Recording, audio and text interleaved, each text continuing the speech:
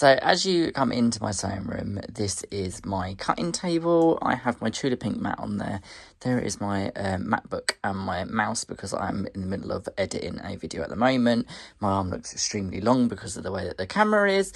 So I'm going to take you down here. That cable there is just an extension lead to charge my MacBook.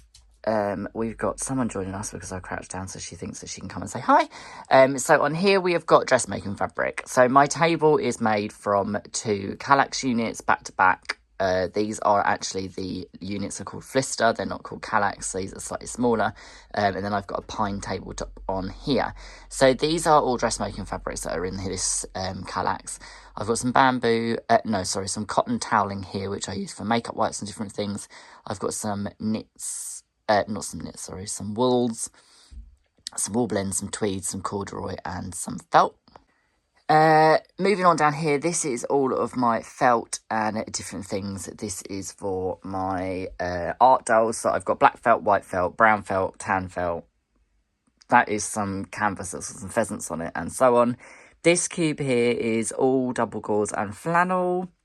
This is all pre-washed because it is actually in the process of being paired up with patterns to be made.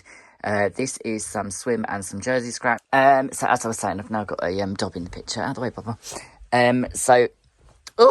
Dizzy. Apologies. Right, so this is all my double gauze. This is getting made into different things. This is swimwear that needs tidying up. Dobby thinks that my finger is something to chew on. We'll move you out of the way a second. Right, you stay there. In here is some quilt back in Tula Pink. There is some... Nope. There is some double gauze here. Can you stop it a minute? Sit down. Sit. Wait there. This is some different double brush polys and some various knit fabrics. In here, we've got some really, really nice, beautiful French terries and some French terry prints that are quite hard to get hold of. Some of these are imported. One of the bottom there is Beetlejuice. This is a Alice in Wonderland jersey. This is a Harry Potter French terry, which is the newspaper, the Daily Prophet. Down here, I've got some really nice knit fabric. This is a rib knit. I've got some French terry. This is some printed ribbon, some more French terry, some cotton lycra, and so on. Then as you come round to the other side, which is underneath the wall of Tula, there's a old-fashioned grandfather clock there and a radiator. I've got my other jerseys here, which are for dressmaking, and they've sort of gone down to here as well. There is my steam generator iron, which is a Philips Easy Decal Perfect Care Elite, I think it is. If you're after a steam iron, highly recommend the Philips. It is brilliant. Quite often you get on a Black Friday deal, which is where Darren got mine for me, and it was really, really reasonably priced. In here is faux leather, vinyl, some stretch twill, I believe, just some random things. I am going to quickly show you, here is my ribbons and webbing from Tula. These are on a stand that was kindly given to me when my local quilt shop was closed down. So when I bought the ribbons, they gave me the stand for free. Down here is just a box full of random stuff. It's just got bits and bobs in there for art doll making and so on and so forth. This box here I would pull out, but it will explode as I pull it out because the lid is rammed in there. It is full of big 4 patterns. The only ones I've kept and the only ones that I'm ever likely to use. This camera angle is terrible. I'm really, really sorry about the shaking of the camera. So in here this is kind of like the junk box. This tin here was my nan's. It is full of buttons, which every time that I buy buttons, they go in there, and then as I use them, they come out, obviously. So I try and keep it refilled so it's always full of buttons. I'll show you what's in there. As you can see, I have a new rug, which has got buttons on it, which is a second-hand rug, and I need to give it another deep clean. I did do a quick clean on it, but there's a few small stains on here, which someone's dropped something on it. So this is my button tin. There you go. Show you the button tin. This is an assorted toffee tin from back in the day. I think it's from the 50s or 60s. Dobby is sat next to me licking his feet, if you're wondering what the licking noise is. So I've got in here some of my poly mailing bags and different things, and there's some more on top there. This is one of my HD webcam that I got off Amazon. It's really cheap, but it's actually quite good quality. These are my books that I basically learnt to sew from when I was at school. This one here is the Simplicity Best Sewing Book. If you can get hold of one of these, buy one. They are brilliant. Dobby keeps sneezing. It tells you about doing pin tucks. It literally, if you don't know how to do it, this book will tell you how. It is brilliant. Dobby's trying to eat the pages. Let's try and get that back in there. I'll just put that back on the shelf for another later day. This is one of my big boxes full of zips. So this may actually look quite deceiving because it doesn't actually look like there's that much in there, but there is a lot. It goes deep and deeper full of zips. There's probably over 100 metres of zip in there, but I use a lot of zip tape. That can go back in there now because I've actually got the ability to put it back in there.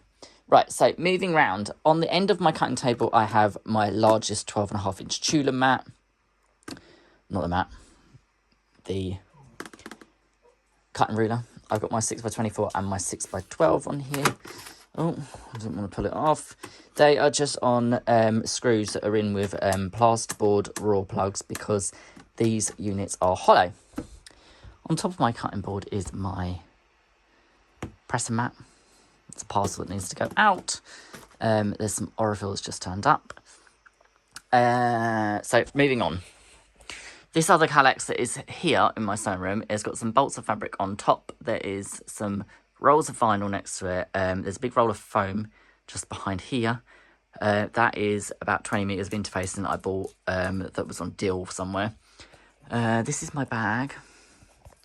This is my Tula bag, which I take everywhere with me when I'm going to quilt shows and different things, and my project bag that has currently got a FPP project in there. These are my non-Tula fabrics, which are quilting cottons. So I've got some Moda Grunge, some blenders up here, some different blenders. This is my Alison Glass. I've got some Laurie Holt.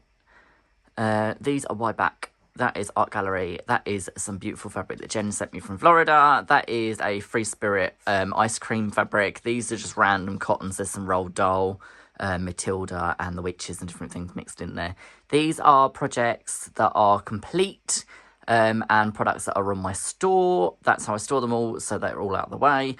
This tub here is full of webbing. And it's got one of my caddies in that's full of Tula scraps, which I take with me to sewing socials.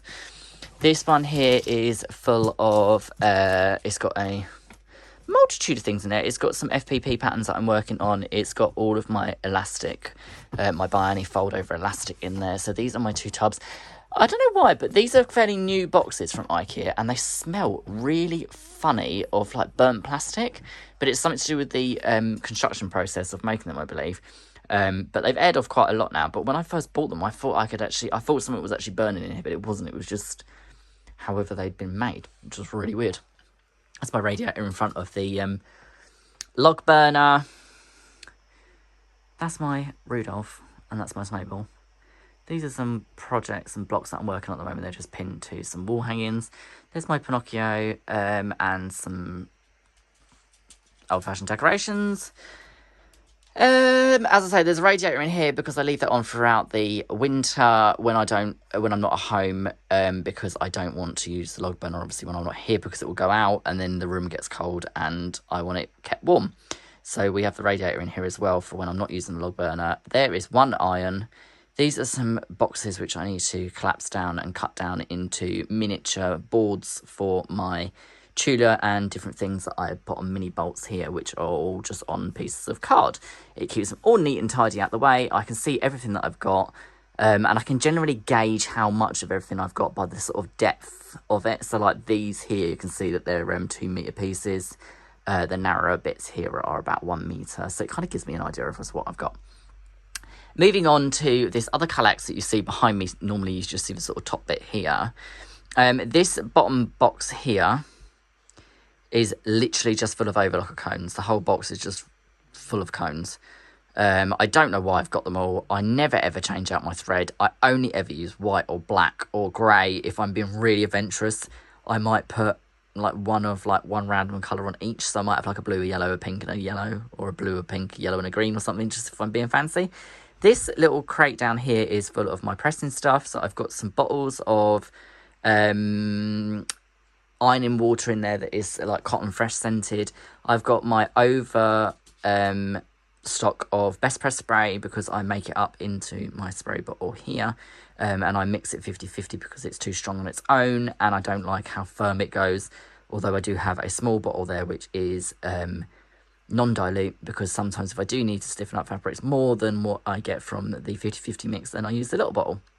It's one of my vintage irons. One of my other vintage irons is actually hidden in that little little wicker basket down there. That is my scrap bin. There's a story behind my scrap bin, because it is supposed to be a scrap bin, but it's actually now turned into Luna's bed. So everything that's in there that was of any sort of value or whatever got turned out and put into a different storage area. And everything that's actually in there now is paperwork and fabric that I'm never ever likely to use, so that it creates a really, really nice bed for Luna to lay in. Go figure. Up here, this one here is full of fat quarters, this little storage tub that I made here. This storage tub is a Biani pattern. It is full of zips. If you can hear the fan in the background, that is the fan from my laptop. I do apologise. This is my project bags that I take to sewing socials. These are full of EPP and different things. Behind that spray there is a million cans of 505 temporary adhesive, because I go through tons of it. These little boxes are literally just full of random things. They've got like bits of hardware, ribbons, twill tape and different things like that in there. Up here is one of my little cactuses, because it's the only plant I'm allowed to have because I don't kill it. There's my Hex on the Beach. Behind my Hex on the Beach pattern is all the different colours of Biani mesh. I've got some charm packs. That's a charm pack. These are 2 packs of my Tudor ribbons. These are all of my Oracle threads that are in kits. So I've got 2 Tudor ones and my 2 artisan kits from the last year and this year. These are my big Oracle cones. This is my staple cone that I use all the time, which is the 2835, I believe. Is it 2835? Yeah, 2835, which is the mint that Tudor recommends because it blends in with all of her fabrics. I love that colour. And not just because Tudor uses it, it's one of my favourite colours. So I use that for everything. This is a Kona Solids fat quarter bundle that I got when I signed up to a quilting magazine. It was part of a deal. I can't bear to go cut it open and use it because it's just too beautiful to look at, which is what happens when you buy things in packets. You don't ever use them because they're too pretty, so you end up buying yardage to use the yardage and to keep this as a keepsake. I mean, go figure. What's wrong with me? This is my pegboard. It is covered in all of my current usage of Aurifil spools. These are some of my Tula extra very rare products. So there is a pack of the Tula stickers, which I need to just bite the bullet, take them out and actually stick them to my machine like some of the other stickers that I've got. This is my cuckoo clock. I made this. It has no significance. It took me more than a day to make, and it was just a completely pointless exercise, but it looks cute. There's my very rare Tudor patch. This is another Tudor patch. These will be going on projects at some point. I've just never found the right one. These are my embroidery hoops for my Benina embroidery attachment, which is over there next to my Benina. These are some sort of cheaper poly threads and some Gutermann threads that I use for various different things that need poly or whatever. That is my Amazon Alexa Echo. She lets me watch YouTube while I'm sewing. Over here is a secret little stash of fabrics, which I will go into detail very soon about on my channel. This is a stack of quilt books. There's one there from the gorgeous Judy from Running Sewing Sew that she's lent me so I can read through. It's all about hand stitching. That is the outside of my house.